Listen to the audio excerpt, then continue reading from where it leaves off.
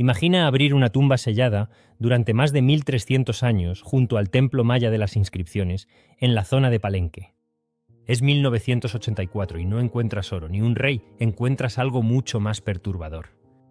Un cuerpo humano completamente cubierto de polvo rojo, tan intenso que parece sangre seca. Un entierro tan rico que rivaliza con el de los grandes gobernantes mayas, y sin embargo, ningún nombre. Esta es la historia de la Reina Roja de Palenque, la tumba más desconcertante del mundo maya. En lo profundo de la selva de Chiapas se alza Palenque, una ciudad famosa por su arquitectura refinada, sus relieves narrativos y su dominio del tiempo, del cielo y de la muerte. Palenque no fue una ciudad cualquiera, sino que fue un centro intelectual, político y ritual, donde el poder se escribía en piedra y se alineaba con los astros. Durante décadas, Palenque fue conocida por una tumba excepcional. La del gran gobernante, Pakal el Grande, descubierta en 1952 dentro del Templo de las Inscripciones. Un hallazgo que cambió la arqueología maya para siempre. Muchos pensaron que ese era el gran secreto funerario de Palenque, que nada podría igualar aquel descubrimiento. Se equivocaban. Porque a escasos metros, bajo un templo secundario, el Templo 13, la selva ocultaba otra cámara sellada, más silenciosa, más discreta, y con el tiempo mucho más inquietante. Durante años el Templo 13 fue considerado menor. No tenía grandes relieves, ni tenía inscripciones llamativas, ni tampoco tenía nada que indicara que escondía algo extraordinario. Hasta que en 1994 un equipo de arqueólogos detectó una anomalía bajo su estructura. Un pasadizo artificial, una subestructura cuidadosamente diseñada, una cámara funeraria intacta, y nada de aquello era casual. Cuando finalmente lograron acceder, comprendieron algo de inmediato. Esa tumba no había sido violada, no había señales de saqueo, ni intrusiones posteriores. El sarcófago monolítico seguía sellado, exactamente como fue dejado siglos atrás.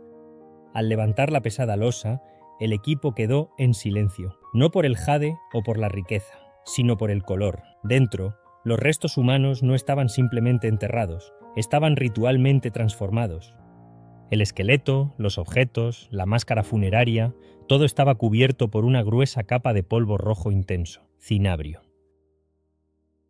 Un rojo tan denso que parecía absorber la luz, un rojo imposible de ignorar. El cinabrio no es un pigmento cualquiera. Es sulfuro de mercurio, tóxico, peligroso, letal con el tiempo. Su manipulación prolongada puede dañar el sistema nervioso. Su uso implicaba conocimiento, riesgo y decisión. En el mundo maya, el cinabrio estaba estrictamente reservado a la élite absoluta. No se utilizaba para cualquiera, ni se desperdiciaba. El rojo tenía un significado profundo. Era la sangre que da vida, era el sol naciente, era el renacimiento tras la muerte. Era el tránsito al inframundo. Cubrir parcialmente un cuerpo ya era excepcional. Cubrirlo por completo, junto con el ajuar funerario, era una declaración inequívoca de poder. Aquí no se estaba enterrando a alguien, se le estaba consagrando. Y entonces surge la pregunta clave: ¿quién merecía un ritual tan extremo sin ser identificado por su nombre? El análisis forense del esqueleto despejó una primera incógnita. Era una mujer de unos 60 años, de complexión robusta, con signos de una vida larga y privilegiada. Pero lo verdaderamente desconcertante no estaba en los huesos, estaba en el ajuar funerario. Más de 1000 piezas de jade finamente trabajadas, una máscara funeraria de calidad extraordinaria. Ofrendas equivalentes, y en algunos aspectos superiores, a las de gobernantes masculinos. Este no era un entierro secundario, ni era una consorte relegada, tampoco era una noble menor. Y hay más. Junto a ella se encontraron otros 2 individuos, una mujer joven y un niño. Sus cuerpos no estaban colocados con el mismo cuidado. Todo indica que fueron sacrificados para acompañarla en su tránsito al más allá. Un privilegio terrible, reservado solo a figuras centrales del poder político y ritual.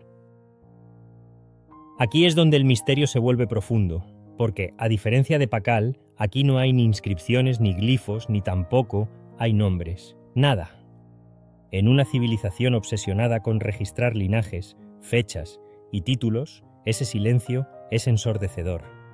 La hipótesis más aceptada apunta a que podría tratarse de Tsagbu Ayau, esposa de Pakal el Grande.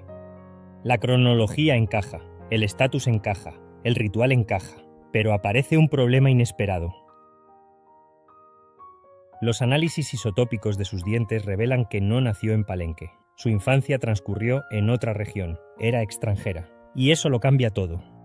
Porque en el mundo maya, los matrimonios reales no eran solo alianzas familiares. Eran pactos políticos entre ciudades, eran estrategias de poder continental.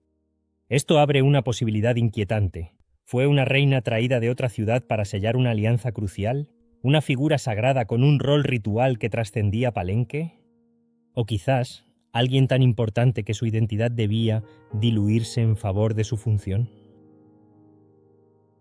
Durante varias décadas la ciencia ha intentado cerrar el misterio. Se han realizado análisis de ADN, estudios forenses detallados y comparaciones rituales con otras tumbas mayas. Pero la conclusión sigue siendo incómoda. No existe una identificación definitiva. Y eso es precisamente lo que hace única a esta tumba. Porque alguien tomó una decisión consciente: borrar el nombre, eliminar los glifos, silenciar la identidad. Pero al mismo tiempo, concederle uno de los rituales funerarios más extremos jamás documentados en Palenque. Tal vez su nombre no importaba, tal vez su función era más grande que cualquier título, o tal vez debía convertirse en algo más que una reina.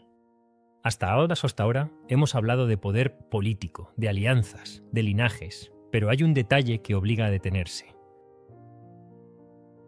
El ritual de la Reina Roja no encaja del todo con un entierro real, estándar, ni siquiera uno excepcional. Encaja con algo más antiguo, más peligroso, más simbólico. El cinabrio no solo era valioso, era ritualmente inestable. Su toxicidad era conocida, su manipulación estaba cargada de riesgo. Y sin embargo, aquí fue utilizado en cantidades desmesuradas, no para decorar, ni para proteger, sino para transformar.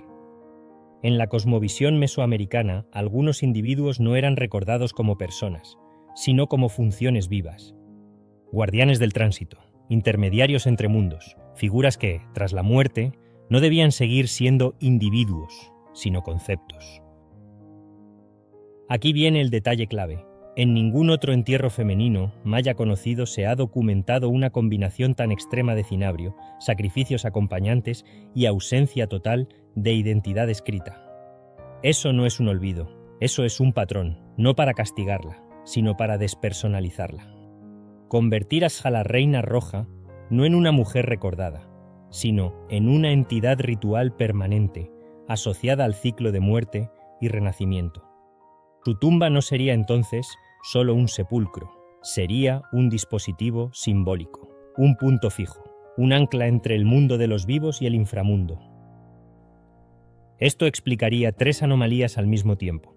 La primera, ¿por qué fue enterrada como un rey? La segunda, ¿por qué recibió un ritual químicamente peligroso? Y la última, ¿por qué nadie escribió su nombre? Porque escribirlo la habría devuelto al mundo humano, y eso, precisamente, era lo que no debía ocurrir. Hoy, la tumba de la Reina Roja sigue sellada al público, protegida, silenciosa. Bajo la selva, el rojo sigue intacto, esperando, y la pregunta permanece. Si los mayas escribían la historia en piedra, ¿qué tuvo que representar esta mujer para ser enterrada como un dios y recordada sin nombre? Porque a veces, los mayores secretos de la historia no están en lo que se escribió, sino en lo que alguien decidió callar. Esto ha sido Historias Prohibidas, donde exploramos el lado oculto de la historia, sin filtros, pero con la verdad por delante.